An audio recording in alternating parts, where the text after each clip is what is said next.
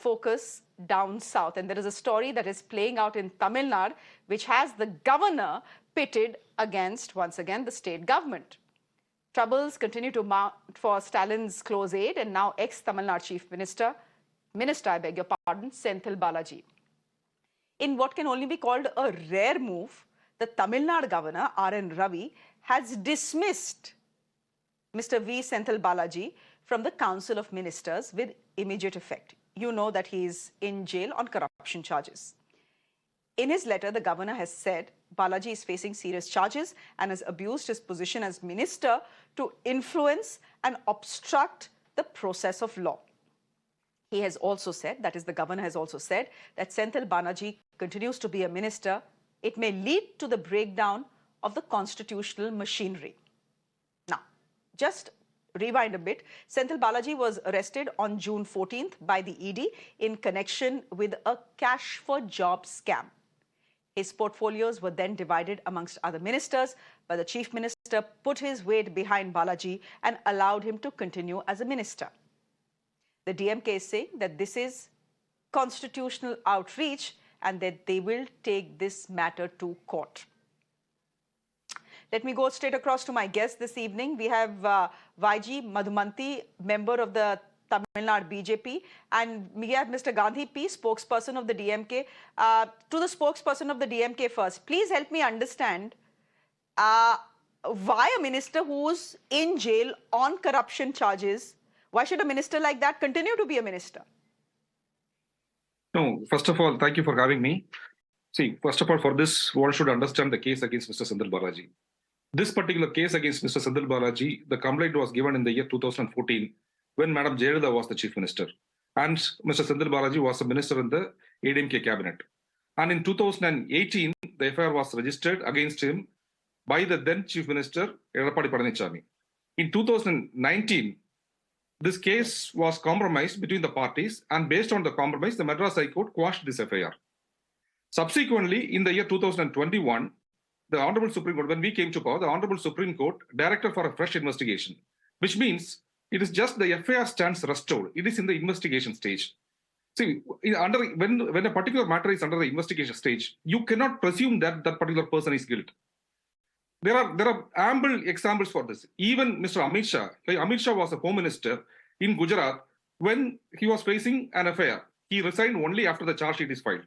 Like that, even today, 33 out of 78 ministers in Mr. Modi's cabinet are facing criminal charges.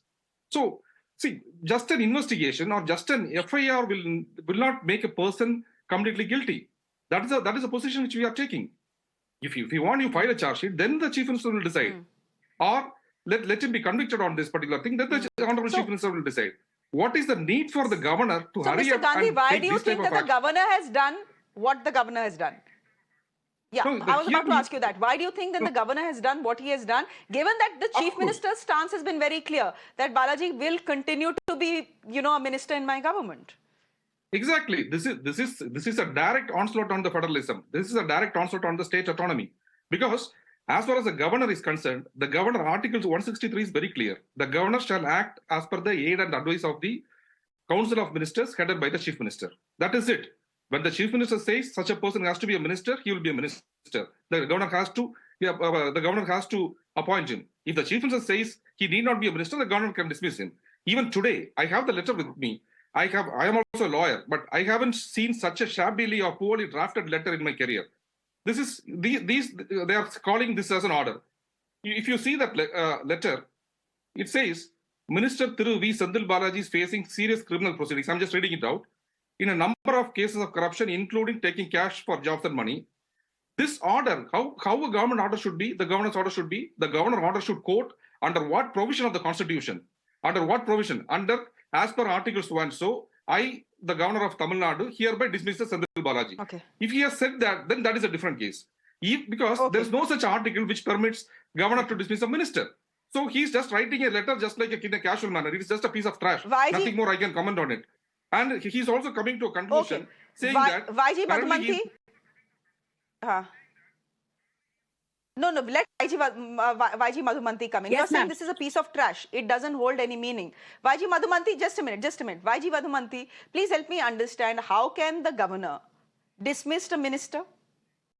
This is No, I when the just want, DMK says this is I'm not a even going that constitutional far, overreach. ma'am. This is constitutional overreach. I'm not going that far, ma'am. I just want to know why is that the Enforcement Directorate is not being allowed to do their job? Mr. Senthil Balaji. If the Enforcement Directorate was allowed to do their job, then by now whatever charges have been registered would have either been proven or would have been dismissed. You are not allowing the Enforcement Directorate to do their job. You're constantly putting blocks in the way of the Enforcement Directorate. How is it that the same Chief Minister who had such bad things to say about Mr. Senthil Balaji a couple of years ago is in a is now hospital suddenly undergoing a totally bypass supporting him and surgery. Mr. saying what Gandhi, he's 1 minute. saying, sir? Mr. Gandhi, I'm 1 asking minute. as a Mr. citizen Gandhi, of this unfair. country and this Let state. Madhuvanti ji speak. I didn't speak over you, sir. I would request the same respect given back to a co-speaker, sir. Thank you. All I'm asking is, why is the Enforcement Directorate not being allowed to do their job? Let them do their job. Like he says, if it is just another FIR, let them do it. Let him prove that he is innocent. Let him come back. Let him file a case against the ED if required. But you're not even allowing the ED to do their job. He is in judicial custody. The ED is not being allowed to do their job. He's been hospitalized. There is no access to the man. You are not letting anybody go anywhere near him. You're not able to do anything. The ED is requesting to allow them to do their job. Nothing is happening. What else? And I want to know, even in a simple corporate company, if there is a director in the company who has been suspected of committing a crime, immediately the company says he's suspended and they give out an ad in the papers. This is the state of Tamil Nadu. He's one of the ministers of the cabinet. There is an allegation against him. He should have resigned on moral grounds, which he didn't do. And none of the DMK party functionaries let him do it either. So now if the governor is dismissing him, why is there such a hue and cry? On moral grounds, no one... Madhuvanti ji, let's not even talk about any minister resigning on moral grounds, because many ministers then from the BJP in the central government would have to resign. So let's not even get there. Fine, I will give you, Mr. Gandhi, 20 seconds to respond to what Madhuvanti ji. You a simple question. Why is the Enforcement Directorate you made your not point. being allowed to do their job? You have asked a point. First of all, 20 seconds, Mr. Gandhi, for you to respond. Yes. First of all, the governor does not have any powers to remove any minister. If this is the case, tomorrow the governor can even remove the chief minister. That will be a onslaught on the Indian federalism, which cannot be allowed. As far as Mr. Senthil Balaji is concerned, he is facing the criminal prosecution, which he will face. Currently, he is in the hospital, undergone a bypass surgery. When he comes out, he will face it. What is the hurry in ED to interrogate a man when he is in a hospital, having done a bypass surgery for 4 blocks? That is not the case here. Okay. Here, whether the government can dismiss a minister, as simple as that. Time out. It happened, sir. Even then, they were not allowed.